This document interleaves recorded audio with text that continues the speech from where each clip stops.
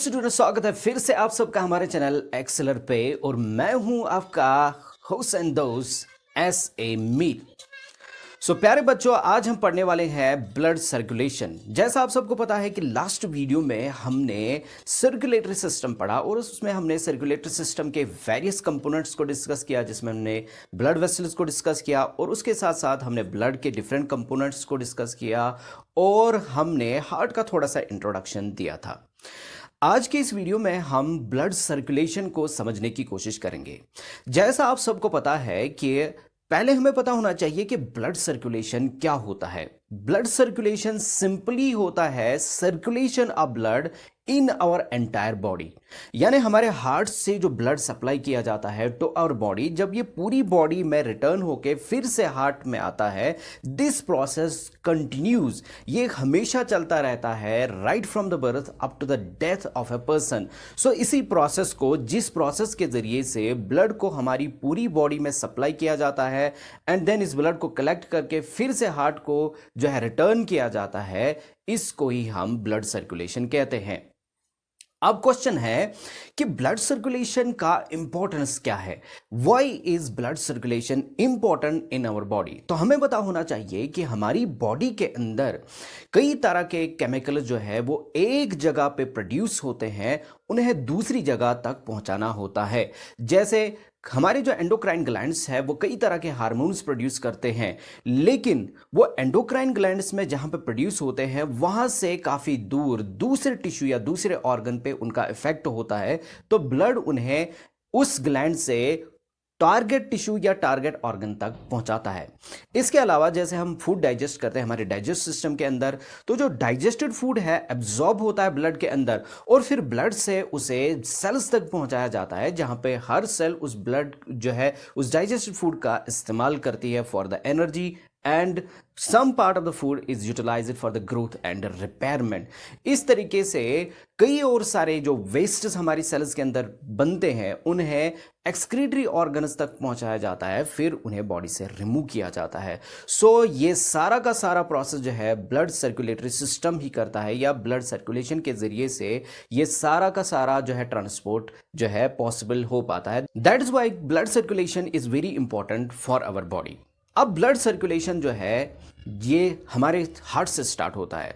हमारा हार्ट जो है, हमने ऑलरेडी पढ़ा कि हार्ट जो है it is a conical shaped organ. ये कॉनिकल शेप्ड ऑर्गन होता है जिसका जो अपर पार्ट होता है, जिसे हम कहेंगे इसका जो बेस होता है वो ब्रॉड होता है और नीचे की तरफ ये जो है टैपर्ड होता है, यानी इसका एपेक्स जो होता है वो काफ़ी नैरो होता है।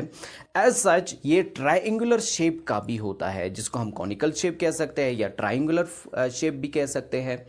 हमारा जो हार्ट होता है it is a double pump. ये डबल पंप होता है। हमारा हार्ट एक सिंगल पंप नहीं है बल्कि it is a double pump. ये दो पंप होते हैं। हमारे हार्ट के अंदर 4 चैम्बर्स प्रेजेंट होते हैं। The upper 2 chambers are called the auricles और the atria, while as the lower 2 chambers are called the ventricles। अब ये जो ऑरिकल्स एंड वेंट्रिकल्स होते हैं, जो राइट साइड में हमारा एट्रियम होता है और वेंट्रिकल होता है, they form the one pump. और जो लेफ्ट साइड में हमारा एट्रियम होता है और वेंट्रिकल होता है, इट फॉर्म्स अनदर पंप। जैसे हमारा जो right side of the heart है, it pumps blood to our lungs for the oxygenation, और जो left side of the heart है it pumps the blood to our entire body. तो इस तरीके से हमारा हार्ट जो है it is a double pump. इसके दो साइड जो होते हैं, left side and the right side, they act as 2 separate pumps. तो जो ब्लड है it passes twice through our heart in one circulation. एक सर्कुलेशन में ये 2 बार हमारे हार्ट से पास होता है। That's why it is also called double circulation, जो हम आगे डिटेल में पढ़ने वाले हैं। लेकिन फर्स्ट हम चलते हैं, हमारा जो हार्ट होता है it is equal to one clenched fist. जब हम अपनी मुट्ठी को बंद करते हैं तो हमारी मुट्ठी का जो साइज होता है, हमारी मुट्ठी का जो टोटल साइज होता है, इसी साइज के बराबर हमारा हार्ट भी प्रेजेंट होता है, just here in the centre of our chest. Our heart is located in a cavity called the mediastinum, जो हमने ऑलरेडी पढ़ा, जो लंग्स के बीच में जो कैविटी होती है उसी के अंदर हमारा हार्ट प्रेजेंट होता है। And this mediastinum cavity is present within a larger cavity called the thoracic cavity, जिनमें लंग्स भी लोकेटेड होते हैं, जो हमने लास्ट वीडियोज में स्टडी किया है। हमारा हार्ट जो है it is covered by a protective covering sac like structure which is called pericardium. ये पेरिकार्डियम से कवर रहता है। अंदर से हमारा हार्ट 4 जो है चैम्बर्स में डिवाइडेड रहता है, जो मैंने पहले ही कहा। जो अपर 2 चैम्बर्स होते हैं दे आर कॉल्ड ऑरिकल्स और एट्रिया, सिंगुलर को हम एट्रियम कहते हैं। और जो लोअर 2 चैम्बर्स होते हैं they are called the ventricles. जो ऑरिकल्स होते हैं as well as the ventricles, they are separated by a median wall which is called the auricular septum and the ventricular septum। यानी दोनों ऑरिकुलस सेपरेट रहते हैं और दोनों वेंट्रिकल्स सेपरेट रहते हैं। There is no connection between the 2 auricles and between the 2 ventricles. लेकिन जो राइट ऑरिकल होता है it opens into the right ventricle through a valve called the tricuspid valve. या ट्राइकस्पिड वैल्यू के जरिए से राइट वेंट्रिकल में ओपन होता है because there are 3 flaps, that's why it is called tricuspid valve. Similarly हमारा जो लेफ्ट ऑरिकल होता है it opens into the left ventricle by another value called the bicuspid value. इस वैल्यू को हम माइट्रल वैल्यू भी कहते हैं। तो ये जो वैल्व्स होते हैं इनका काम क्या होता है? They prevent the back flow of the blood into the auricles. जब ऑरिकल्स से ब्लड वेंट्रिकल्स के अंदर चला जाता है, इन वैल्व्स का काम होता है कि इस ब्लड को वापस वेंट्रिकल्स से ऑरिकल्स में जाने से रोका जाए। अब चलते हैं हमारा ब्लड सर्कुलेशन। हमारा जो left side of the heart है, जैसे लेफ्ट ऑरिकल है, लेफ्ट वेंट्रिकल है, इसी तरीके से हमारा राइट साइड ऑफ हार्ट है जिसमें राइट ऑरिकल आता है, राइट वेंट्रिकल आता है। हमारा जो राइट ऑरिकल है it receives the deoxygenated blood from our entire body by a main vein called the vena cava. ये वीना कावा के जरिए से डीऑक्सीजनेटेड ब्लड को रिसीव करता है हमारी बॉडी से। यानी डीऑक्सीजनेटेड ब्लड का मतलब होता है जिसमें ऑक्सीजन की कमी होती है और जिसमें कार्बन डाइऑक्साइड की कंसंट्रेशन ज्यादा होती है। अब ये जो डीऑक्सीजनेटेड ब्लड है राइट ऑरिकल में आने के बाद जो राइट ऑरिकल है ये कंट्रैक्ट हो जाता है and this blood is pumped into the right ventricle. अब ये राइट ऑरिकल से राइट वेंट्रिकल के अंदर चला जाता है थ्रू द ट्राइकस्पिड वैल्यू। और जो ही ये राइट वेंट्रिकल में चला जाता है ट्राइकस्पिड वैल्यू क्लोजेस, वो क्लोज हो जाता है and prevents the back flow of the blood. अब राइट वेंट्रिकल कंट्रैक्ट हो जाता है and pumps this blood to our lungs through the pulmonary artery. ये पल्मोनरी आर्टरी के जरिए से इस ब्लड को, जो डीऑक्सीजनेटेड ब्लड है, उसको पंप करता है टुवर्ड्स आवर लंग्स। लंग्स में पहुंचने के बाद इस ब्लड को ऑक्सीजनेट किया जाता है, यानी इसमें से कार्बन डाइऑक्साइड को रिमूव किया जाता है और इसके अंदर ऑक्सीजन को ऐड किया जाता है बाय द गैसियस एक्सचेंज, जो हमने ऑलरेडी जो है रेस्पिरेटरी सिस्टम में पढ़ा जब हमने उसमें गैसियस एक्सचेंज को स्टडी किया था। सो इस तरीके से इस ब्लड को ऑक्सीजनेट किया जाता है, इसमें ऑक्सीजन को ऐड किया जाता है।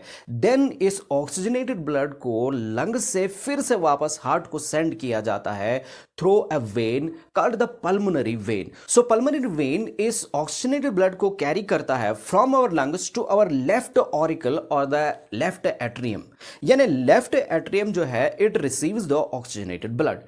oxygenated blood अब हमारे left ऑरिकल में आता है तो लेफ्ट ऑरिकल कंट्रैक्ट होता है and pushes this blood into the left ventricle. So left ventricle में ब्लड पहुंचने के बाद जो बाइकस्पिड वैल्यू है it closes and prevents the back flow of the blood. और उसके बाद लेफ्ट वेंट्रिकल भी कंट्रैक्ट करता है and pumps this blood to our entire body through a main vein called the systemic aorta. अब systemic aorta के जरिए से जब ब्लड पास होता है this systemic iota divides into smaller arteries which pass into different organs and tissues. ये different organs और tissues को लीड करती है। सो ऑर्गन्स एंड टिश्यूज के अंदर अब जो आर्टरीज है they divide into arteries and then divide into the capillaries. तो कैपिलरीज में ब्लड पहुंचने के बाद there takes place the exchange of materials.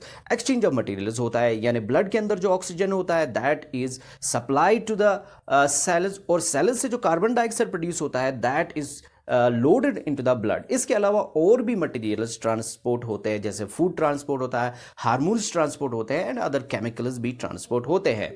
अब ये जो ब्लड यहाँ पे प्रोड्यूस होता है, this is called the deoxygenated blood. अब डीऑक्सीजनेटेड ब्लड को लोड किया जाता है into the venules. Venules combine to form the veins, और वेनस फिर कंबाइन होती है, लीड होती है into the main vein called the vena cava. अब ये जो वीना कावा है, it leads the blood back to our heart, that means the right auricle. तो इस तरीके से जो ब्लड है it circulates through our entire body. तो आपने यहां पे जाना कि जो ब्लड है it passes twice through our heart, ये 2 बार हमारे हार्ट से पास होता है। दैट्स वाई जो हमारे हार्ट के अंदर जो ब्लड सर्कुलेशन होती है it is called a double circulation.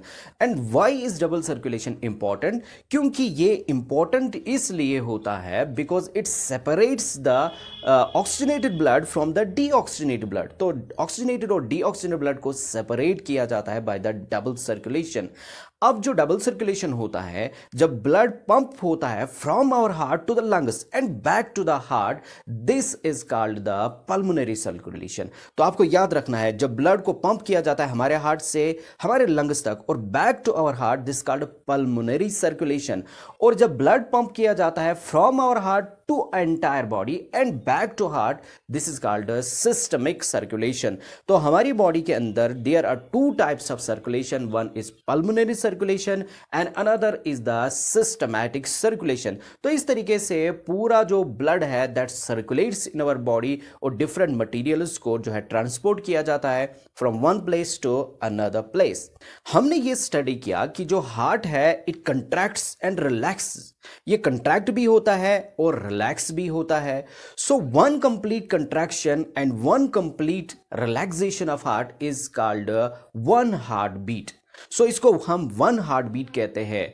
In a minute our heart beat 70 to 72 times. 1 minute में हमारा हार्ट जो है ये 70 to 72 टाइम्स बीट करता है। तो इस तरीके से हार्ट बीट के जरिए से ही जो ब्लड है that supplied in our body और डिफरेंट मटेरियल्स को ट्रांसपोर्ट किया जाता है।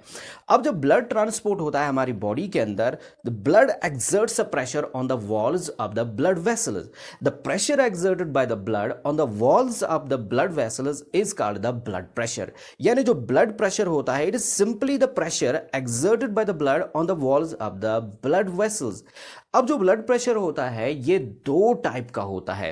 One is the systolic blood pressure and another is the diastolic blood pressure. अब सिस्टोलिक ब्लड प्रेशर क्या होता है? जब हमारा हार्ट कंट्रैक्ट करता है दिस कॉल्ड सिस्टोल। इसलिए हार्ट कंट्रैक्शन की वजह से जो ब्लड का प्रेशर होता है that increases and that pressure is called the systolic blood pressure. जब हार्ट रिलैक्स करता है तो उसको हम कहते हैं डायस्टोल। और इस वक्त जो ब्लड प्रेशर होता है that is lower as compare the systolic blood pressure, और उस प्रेशर को हम डायस्टोलिक ब्लड प्रेशर कहते हैं।